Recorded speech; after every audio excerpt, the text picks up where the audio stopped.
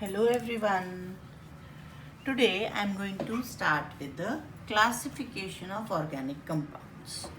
Now organic compounds are the compounds of carbon except oxides, carbonates and bicarbonates. All the compounds of carbon except oxide, that is monoxide, carbon monoxide, carbonate and bicarbonates. Rest of the compounds of carbon are organic compounds.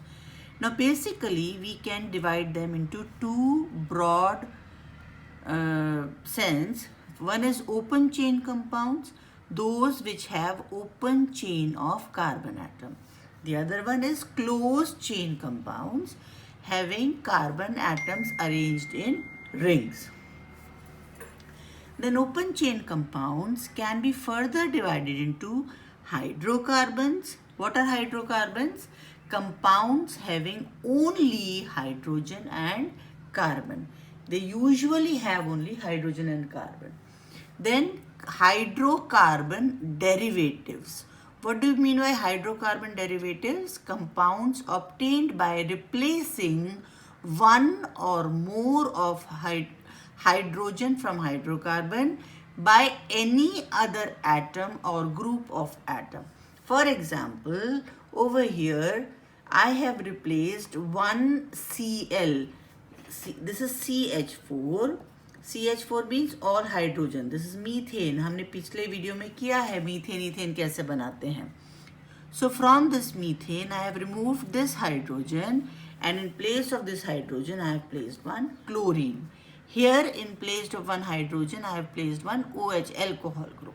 So then it becomes hydrocarbons. Hydrocarbon derivatives.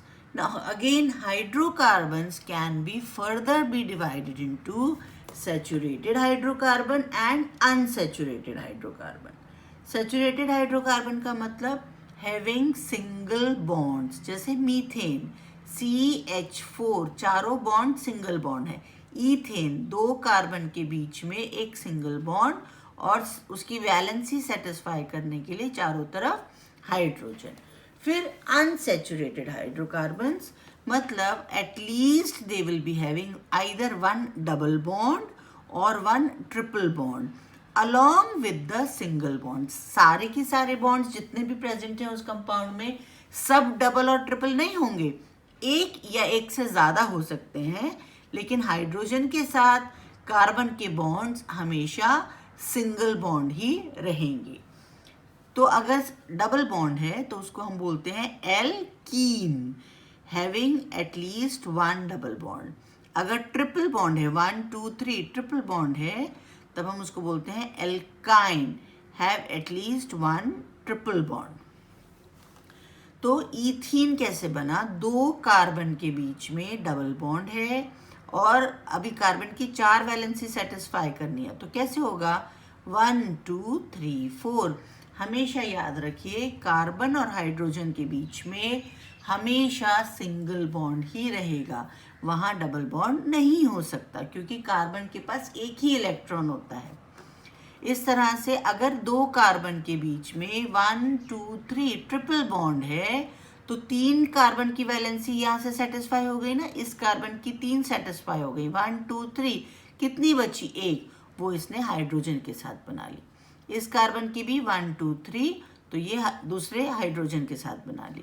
तो इसका नाम क्या हुआ? Ethyne. ईथ क्यों? क्योंकि दो carbon है, और आइन क्यों? क्योंकि ट्रिपल बॉन्ड है.